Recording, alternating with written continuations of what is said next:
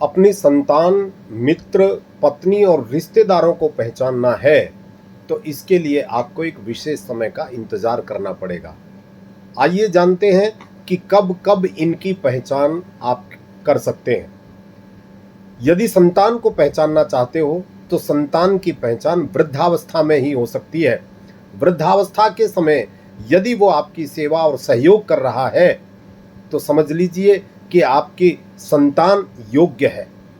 और यदि आपने मित्र की पहचान करनी है तो मित्र हमेशा मुसीबत के समय में जो काम आता है वही मित्र माना जाता है।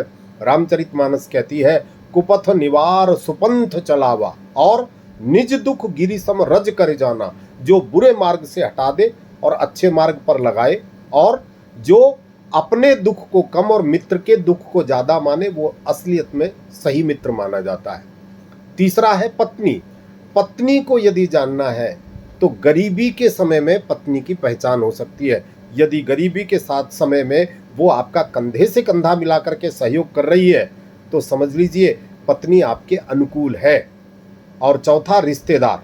रिश्तेदार को यदि पहचानना है तो मुसीबत के समय आप रिश्तेदार, जरूरत पड़ने पर आप रिश्तेदार को पहचान सकते हैं।